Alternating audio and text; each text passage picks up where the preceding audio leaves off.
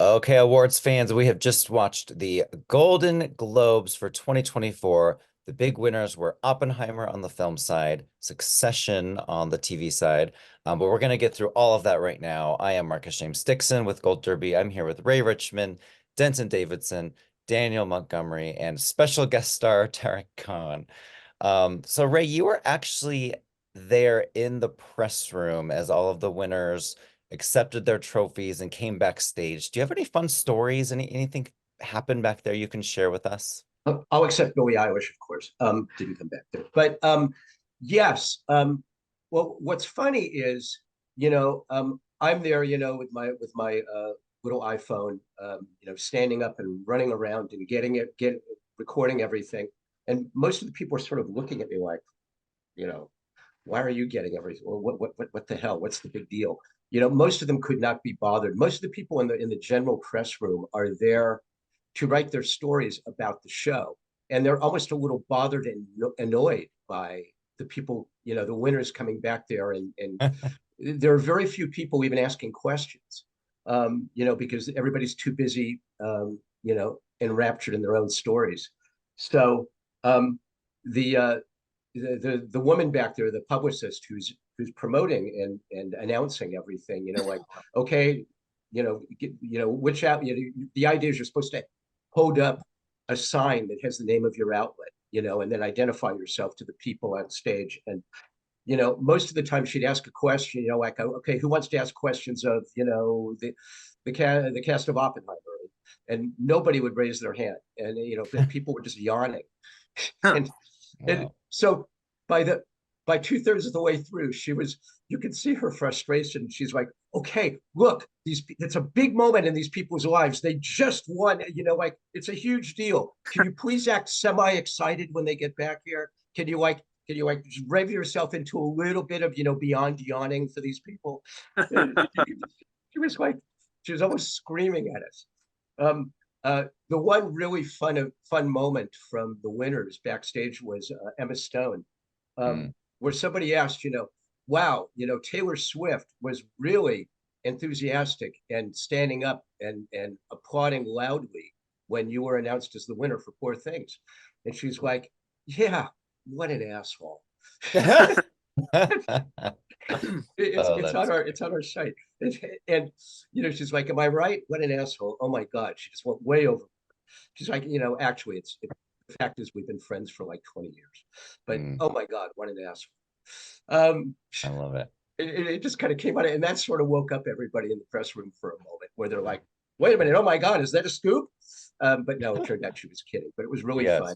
Where was Um, your article, Ray? You should have written Emma Stone calls Taylor Swift an yeah, I asshole. know. Instead, it's kind of just there along with all of the other backstage shenanigans, or non-shenanigans, as it were.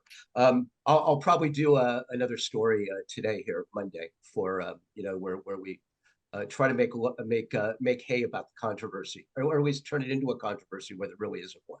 Hmm. Like every other website in the world. Okay, so Denton, you were on the red carpet with Jacqueline and Latasha, and did you see anything fun that you can share with us?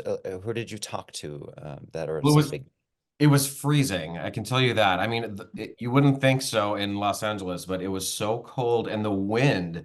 I mean, we had our little camera stand that was just blowing over, and we're crunched into this, these press boxes. So, I mean, everyone's sort of like nudging for their space anyway.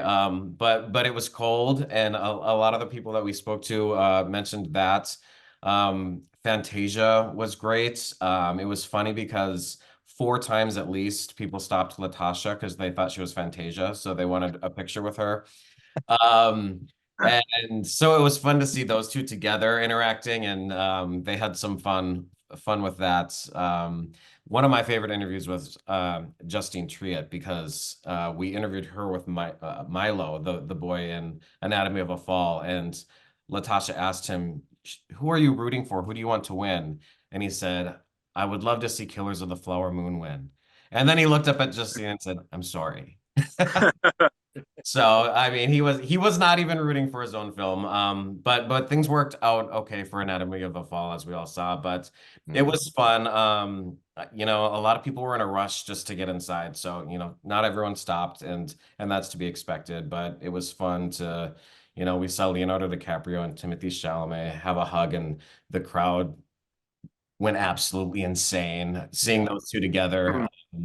So there were moments. Ben Affleck went flying by, and of course J Lo stayed back and relished in all of the glamour of everything. So she loves the attention. He obviously hates it. So it was interesting to see that duo's different dynamic, but it was a lot of fun on the red carpet. We had good conversations.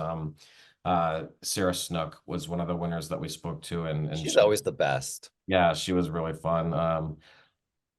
And yeah, it was good. It was a good day out despite some inclement weather. Did you Hey, see Taylor Swift in person? Did she walk by and you saw her aura? You know, she was like up there. So there, you know, there's the regular press, and then there's like the televised press that has their own little box. So she only went up into this one special area. She was the last one there, of Mm. course, and like her lime green gown or whatever.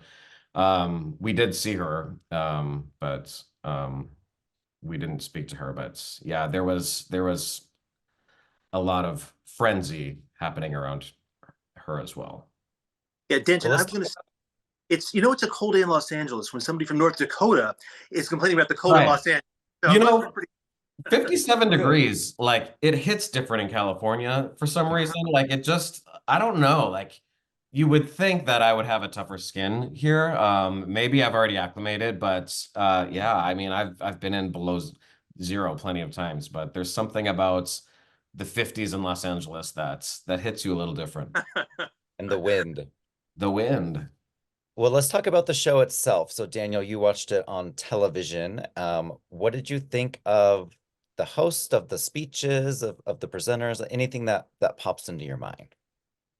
Well, the presenters were really, really hit and miss, and I mean some big hits and some big misses with the presenters. Like they some of those presenters, it was like they got rid of the Cecil B. DeMille and Carol Burnett awards for Yeah. this. Mm. But actually, towards the later on in the night, the presenters got better. Kristen Wiig and Will Ferrell are always reliable, They were my favorite. but my personal favorite, though, and you wouldn't expect it from them, but I think Andra Day and John Batiste were the best presenters of the night, making fun of the long category titles, and Andra Day saying, like, I used to work at a strip mall. And it was just, they were so effortless together that I just loved their chemistry up there. I kind of wanted them to present every category after that. Um, as for the host, it wasn't good. It wasn't.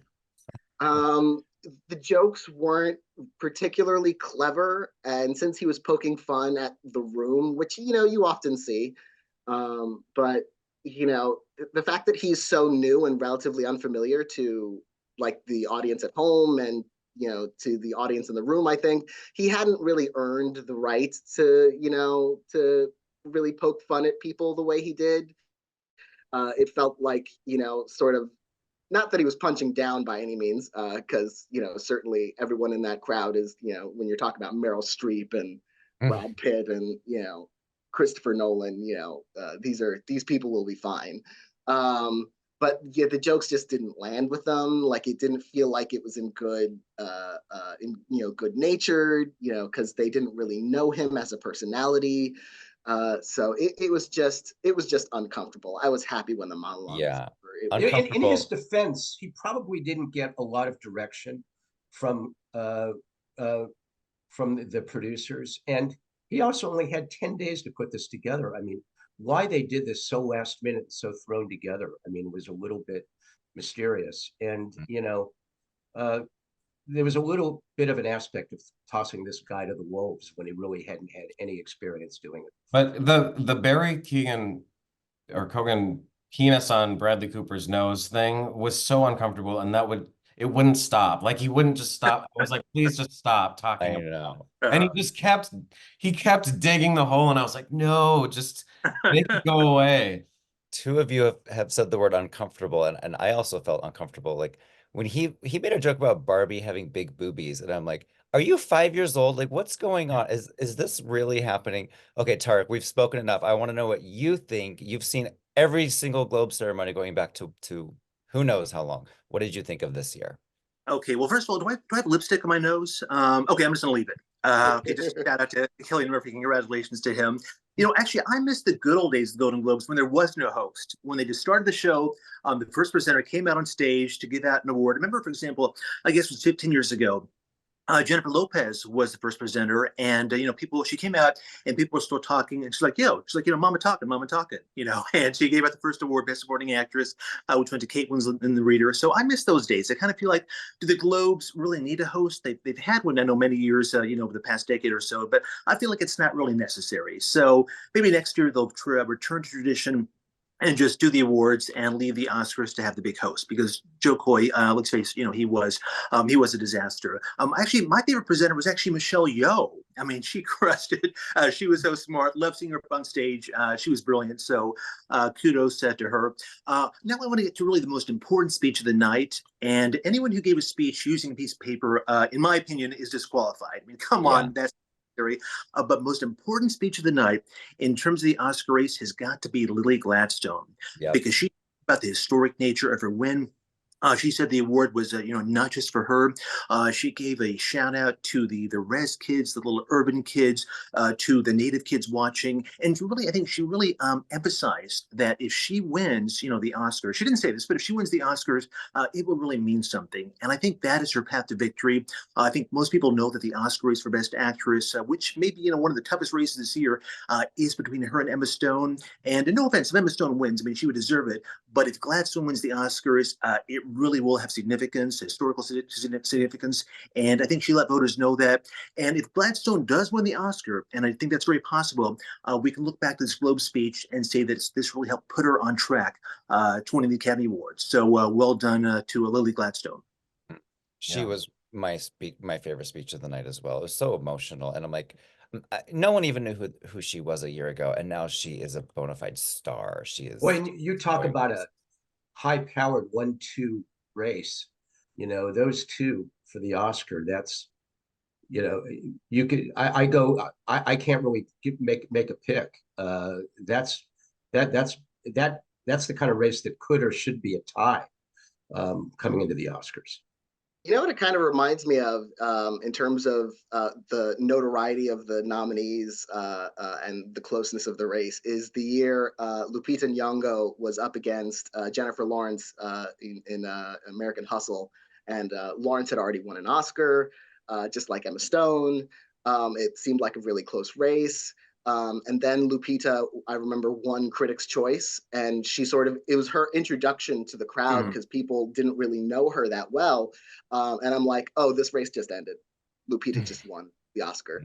And I feel like Lily had not quite that definitive a moment, but I feel like she put herself on the map in a way that, if do voters want to see another Oscar speech from Emma Stone, or do they want to see a first historic Oscar speech from Lily Gladstone? And I think, she certainly made a strong case for seeing her get an Oscar time, and especially because she was the only win for Killers of the Flower Moon. If the Oscar voters really want to give that film a win, she looks like increasingly the place to do it.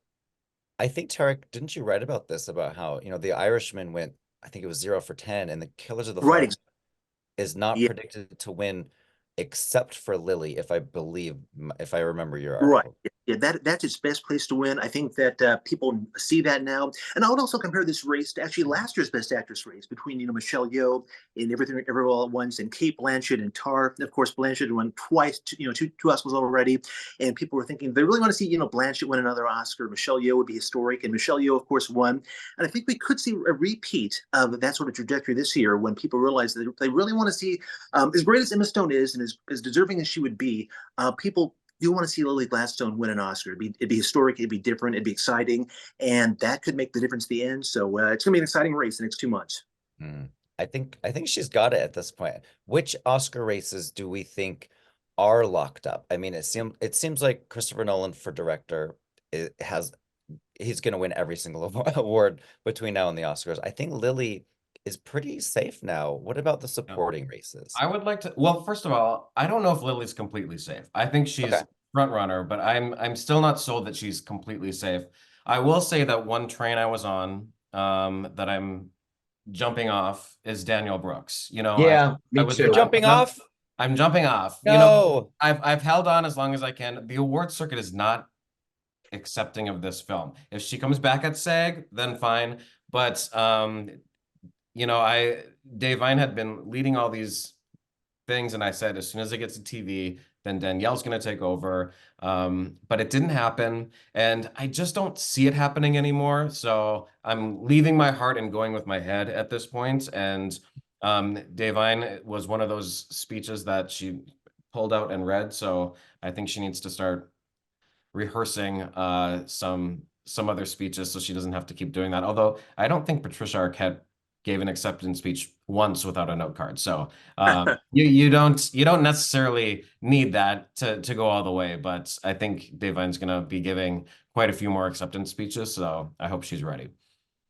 I think Robert Downey's looking like a lock. Yeah.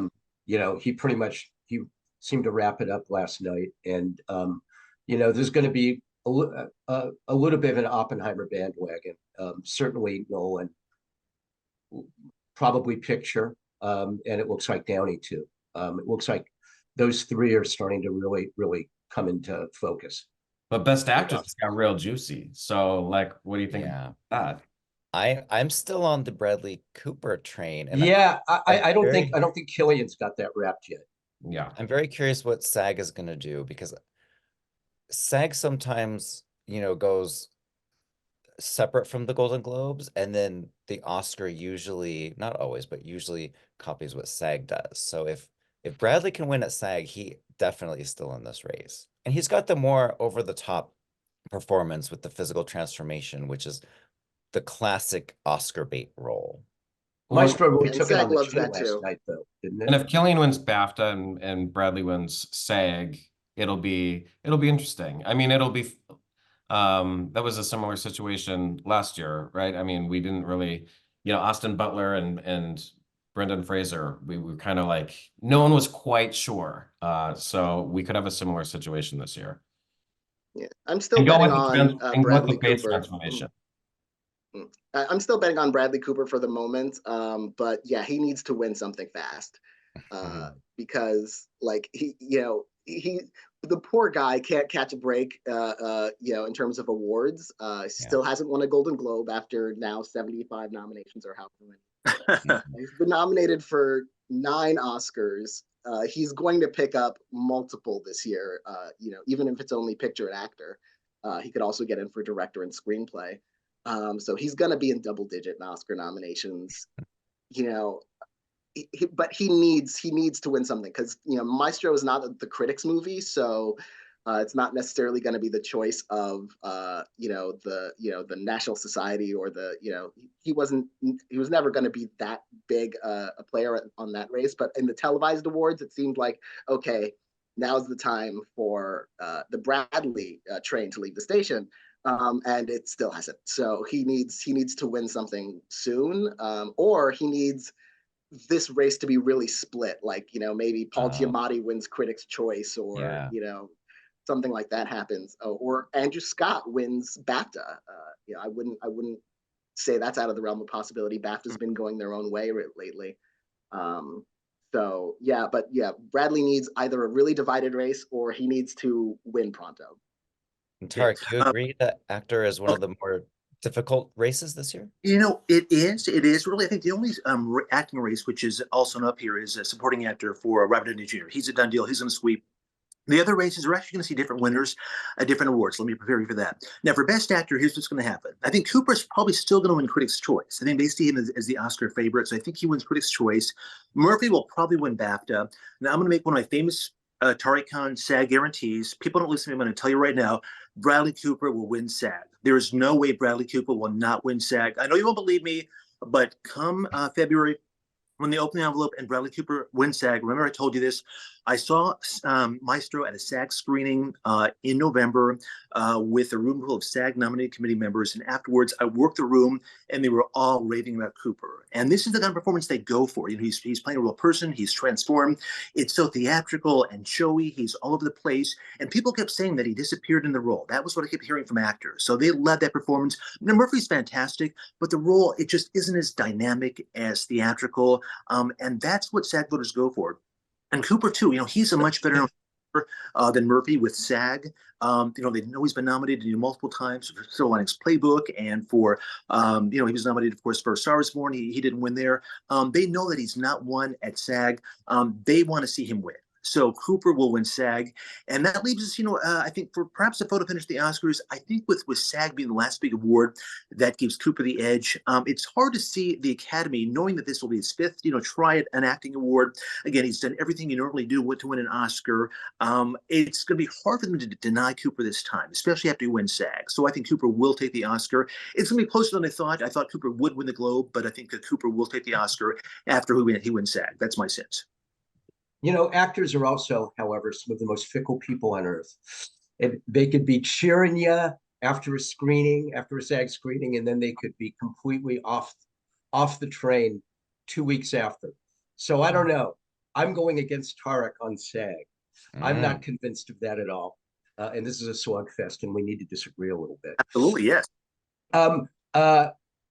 However, you know, our fearless leader, Mr. O'Neill, is always talking about these being popularity contests. And you wonder, is it possible that Bradley has pissed somebody off and that's why he hasn't won yet?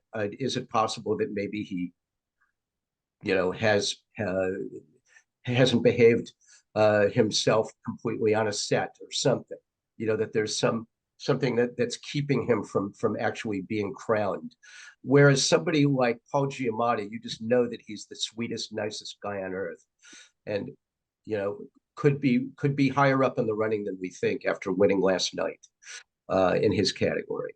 I feel like this actor is a wide open race in a way that actress is not. Actress really is a two-horse race for sure, and Lily probably does have the edge. Yeah, I wonder if it's still some residual, maybe like slap the stud is another theory Tom O'Neill has talked about, where, you know, Hollywood doesn't, you know, necessarily have the same respect for these actors who are known for their looks, you know, even if they have obviously shown talent, you know, as performers and filmmakers.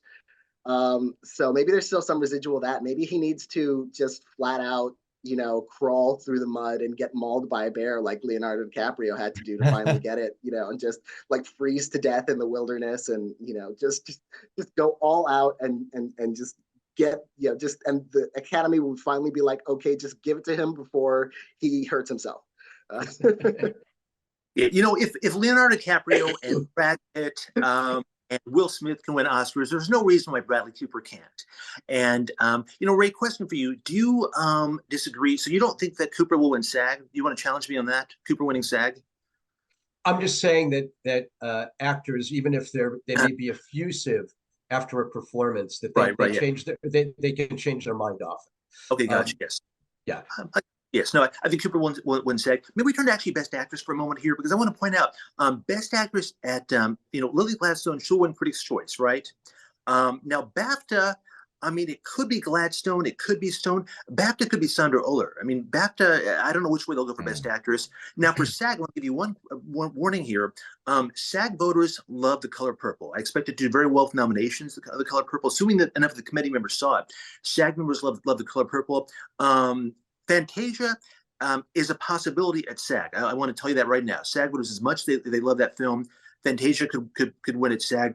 That's the kind of showy theatrical performance that SAG voters often love. It's a musical, which SAG voters often love. So that could possibly happen. But even if Gladstone only wins the Globe and wins Critics' Choice, even if she does lose BAFTA and SAG, and she could win both, but Gladstone can still win the Oscar. But it'll be fascinating if, for example, if let's say Fantasia wins SAG and if Sandra Uller wins BAFTA, we go to the Oscars with it'll be a real head scratcher. So I think Best Actress actually could be a real roller coaster ride, and we won't see Gladstone sweep the way that somebody often does. So that's gonna be a fascinating race, Best Actress. Do you think, I mean, Stone could win SAG and still not win the Oscar necessarily? I mean, That's depending possible. on how BAFTA goes, and I mean, Right. it's going to be a two-horse race to the end, I think. Yeah. Quick note also about Emma Stone winning at SAG. I mean, it's possible. That is, of course, a very showy performance. SAG voters aren't quite as receptive to Poor Things. The SAG voters I've spoken with don't necessarily love it as much, and that's going to hurt Emma Stone, at SAG. And also, they know she's won for La La Land. There may not be that much of a desire for SAG voters to vote for Emma Stone again, so that's why they could go with Gladstone or even Fantasia. So Stone can win at SAG, I'll acknowledge that, but she could easily lose. And win or lose, if Stone loses at SAG, my sense is she's out of the Oscar race. That's my guess. I think if Stone doesn't win, if Stone loses both SAG and BAFTA, she's probably out. She could win one or both, but if she loses both, she's probably out of the Oscar race, I would say. Did anyone else think last night when Anatomy of a Fall wins non-English language film and best screenplay that, oh my gosh, Sandra is going to win best actress? I thought that for a couple seconds, and then I'm like, Sure, no, Lily has this. I wonder if Fantasia does win SAG, if we could have our own Latasha Ford go up and accept the award and see if anyone can tell the difference. I love it. Yes. She'll accept on her behalf. I have a hard time seeing Fantasia winning SAG. I don't think that's going to happen. I still think it's going to be Gladstone or Stone at everything, unless it's Hiller for the BAFTA. That's the only third person I can see winning in any scenario. Hey, Denton, I respect you. We go way back. We've been talking for over 10 years about awards. I respect you, but I want to point out, if I may, to people, last year I told you that Jamie Lee Curtis could win SAG, and you said, "Oh no." You said you're even more confident about Bassett winning SAG than like anything else. I was like, really? And if we can go turn to supporting actress real quickly here. Well, hold on though. I would admit that Jamie Lee Curtis had a good chance of winning, but I did think Bassett would win. I definitely think Jamie Lee Curtis had a better chance of winning, even when I was wrong. Okay. Then I think Fantasia has a winning. Okay, SAG. I think Fantasia will be lucky to get in at SAG. No, assuming the committee has seen Color Purple, Fantasia will get in SAG. I can guarantee that. If she doesn't, it's because they didn't see it. But the ones SAG voters who've seen Color Purple, they love it. I can guarantee that. Now, can we turn to supporting actress real quickly here? Because we're going to have a repeat this year of what happened last year. Angela Bassett won the Globe. Everyone's like, oh, Angela Bassett doesn't win. She won Critics' Choice. But then she lost BAFTA to Tariq Khan, and then she lost SAG to Jamie Lee Curtis. And then she went to the Oscars as the favorite. Bassett did, but she lost, to Curtis. And this year, of course, so Randolph, she won the Globe. She'll win a Critics' Choice because they're just going to follow the herd. BAFTA, Randolph will probably not win BAFTA. I think most likely Emily Blunt will probably win BAFTA, would be my guess. And then it's SAG. Mark my words here. Assuming that the committee has screened The Color Purple and Danielle Brooks gets nominated, Danielle Brooks will win SAG. Every single SAG voter I've spoken with who has seen The Color Purple says that they will vote for Danielle Brooks. They say that she is undeniable. So assuming Brooks gets in at SAG, she will win SAG. And then again, it'll be a repeat of last year. With Randolph having won the Globe and the Critics' Choice, with, let's say, Blunt winning BAFTA, she takes that, and Brooks, winning SAG, it'll be a photo finish. But I will give the edge to Brooks, in the end, because that performance is so strong. I think The Color Purple makes it in for Best Picture at the Oscars. That'll be a chance to give it a big award. Look, it's got Oprah Winfrey and Steven Spielberg and Quincy Jones behind it. So don't think Randolph is a done deal. It's going to be Danielle Brooks at the Oscars. I still think, though, like when you think of it on that scale, I think she will go through to the Oscars because I think she will be the only win for The Holdovers. And that's a film that they're going to love. I don't think it's as strong in screenplay as we once thought it was, especially now that Anatomy of Fall won screenplay at the Globes. Was that last in our odds? I don't know. It was I don't think The Holdovers is a slam dunk for screenplay anymore, which is kind of where people thought it might get its Oscar. I don't think Paul Giamatti is I mean, maybe, but I would I would put him in a solid third for Best Actor. So I think if they want to give the holdovers anything, it's gonna go to Randolph. I mean, we'll see how things play out, but I mean, I'm hopeful. I liked The Color Purple and I loved Yeah. Daniel Brooks. I hope you're right, but Well- I'm just not seeing it get in where it needs to get in. No, The Color Purple seems to really be underperforming so far. Doesn't seem to have the respect that we thought it should have. Yeah. So far is the key bit, but SAG, I'm agreeing with everything Tariq is saying. I mean, I've had Color Purple winning SAG ever since we went to the The same same night. Yeah. Yeah, you in LA. Yeah, we were there. and the audience there just went head over heels. People Yeah. were crying. And Yes. this ensemble of 8 people or whatever are going Mhm. around Hollywood everywhere. Every single interview, every single show, they're doing it all. So I think it's gonna pay off. I mean, And Hidden I love Figures. how in supporting actress, the 2 front runners start with DA. So when the presenter opens the envelope, they're gonna say the winner is just hold on for 1 extra second to see which one they name. Same with Robert on supporting actor. Which Robert is it gonna be? Right, exactly. Yes. I'm still trying to figure out a good headline around the Stones. Gladstone and Emma Stone. There's some kind of Rolling Stones headline there I haven't figured out yet. Yes. Hey, folks, by the way, do we agree that Barbie is probably out of contention to win Best Picture? I know there's been some talk, mostly on the internet, that Barbie could be a dark horse. Barbie is not going to win Best Picture. It looks like it's going to be nominated, but it's not a threat to win Best Picture. I think, would we all agree on that? Yeah, and I also wonder. I think it'll be nominated. I think Sure, it'll. yeah. I think it'll win Best Song, and that's it.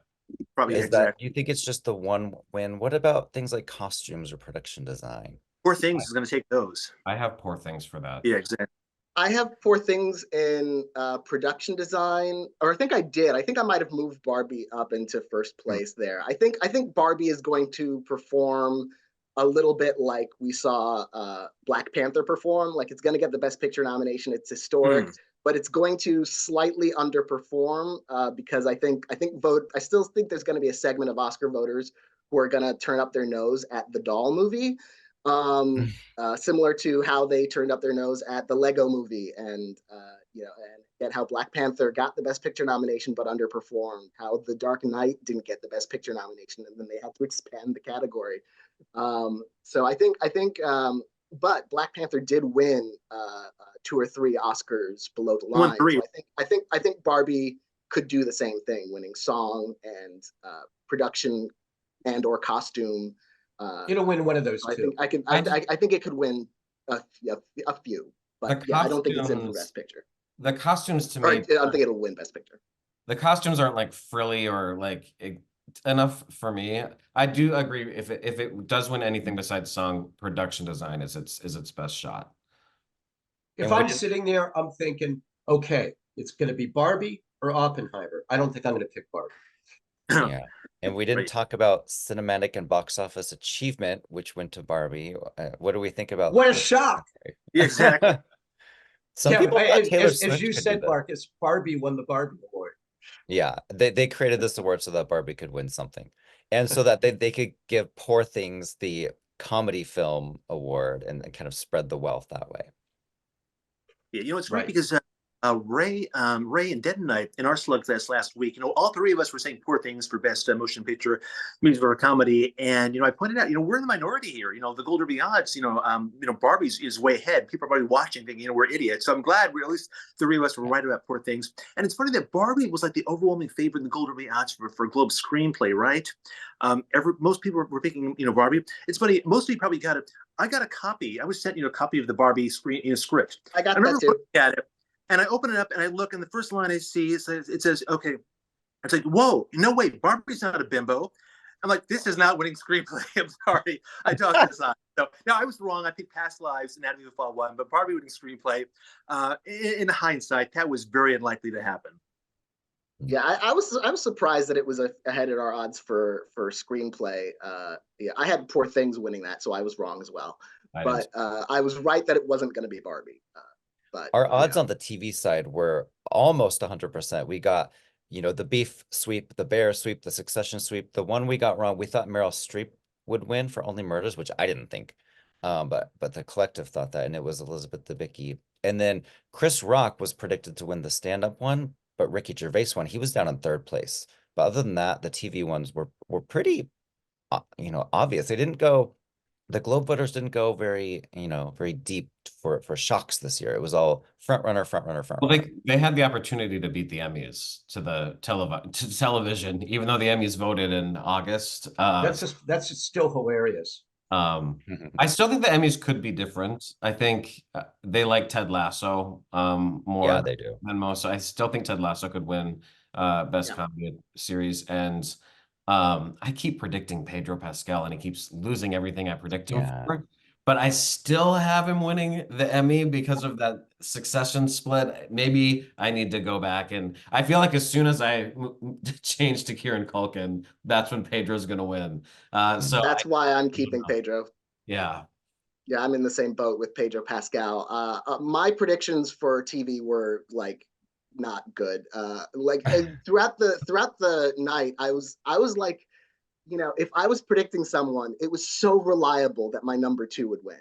It was so reliable.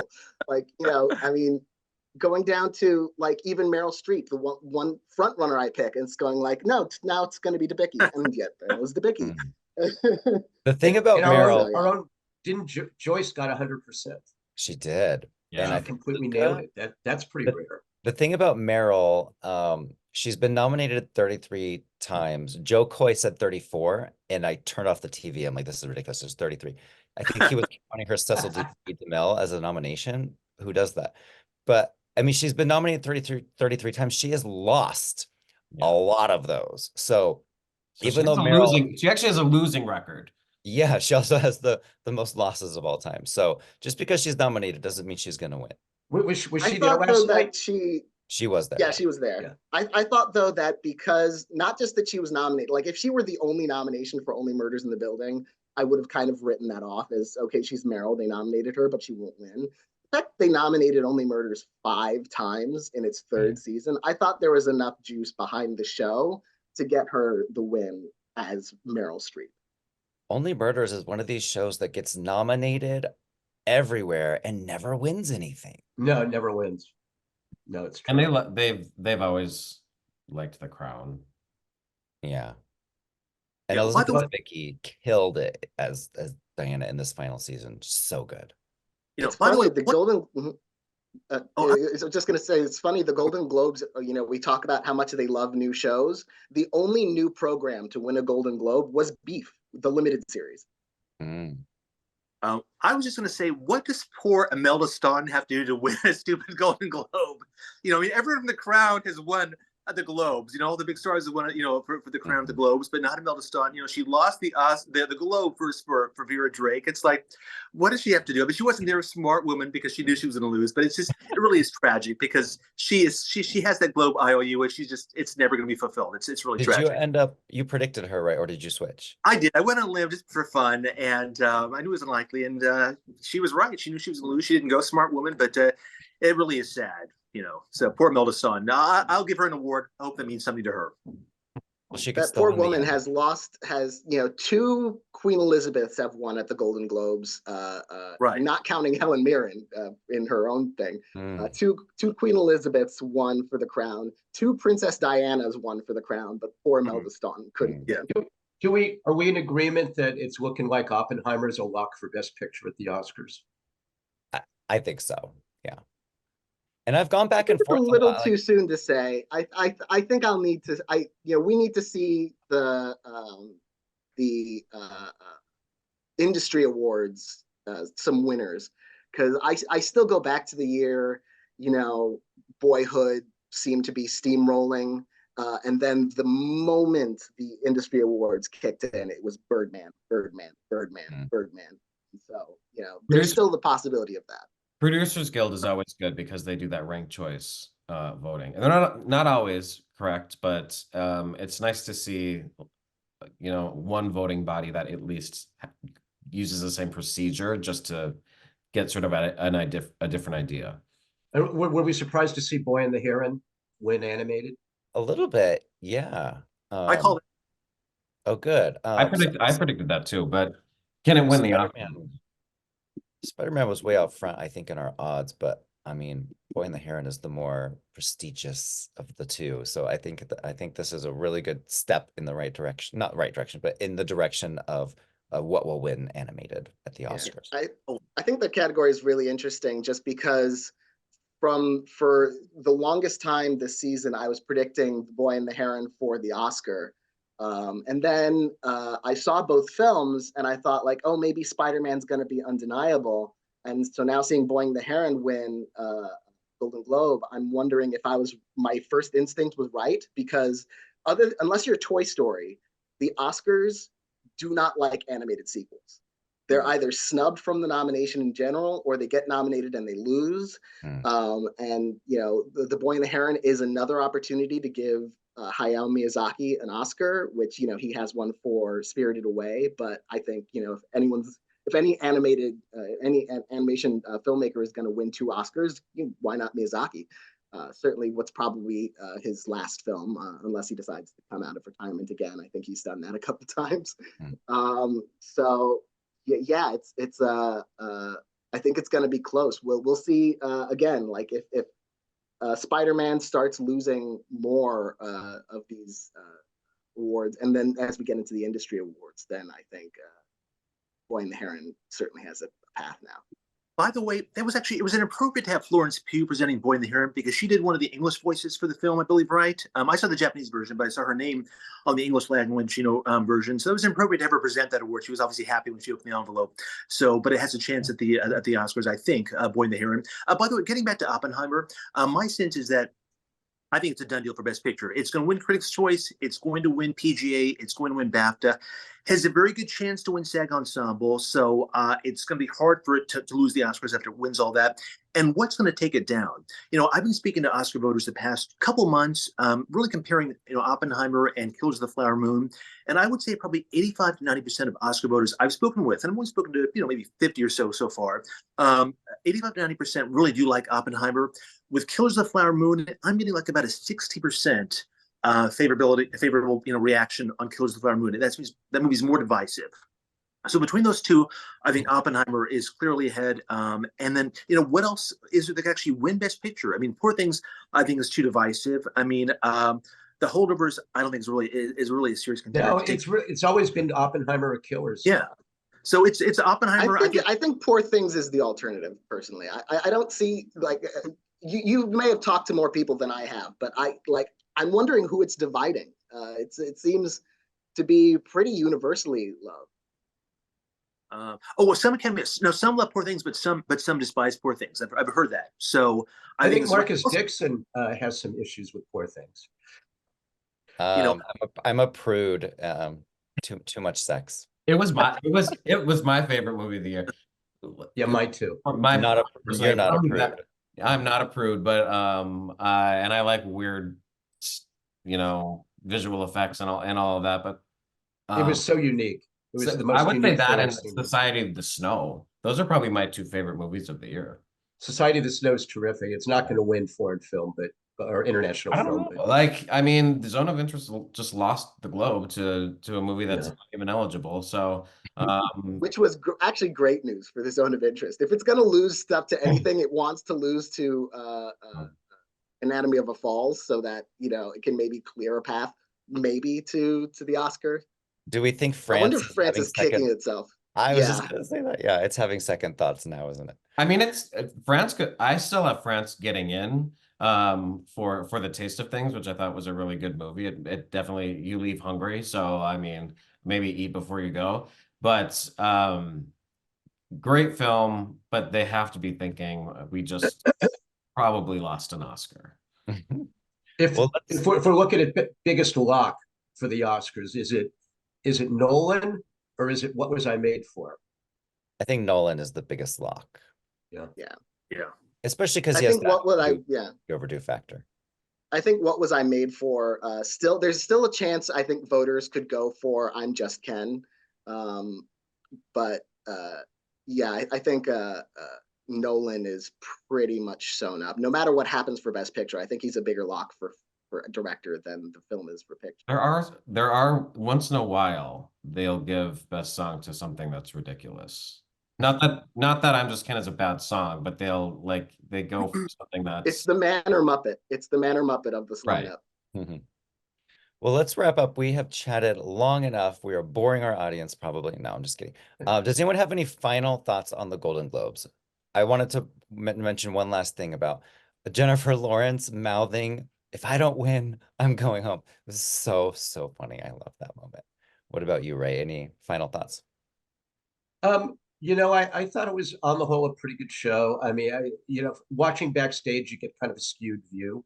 And they shut off the show audio every time somebody comes backstage to a winner comes backstage to say anything, which always pisses off people in the room.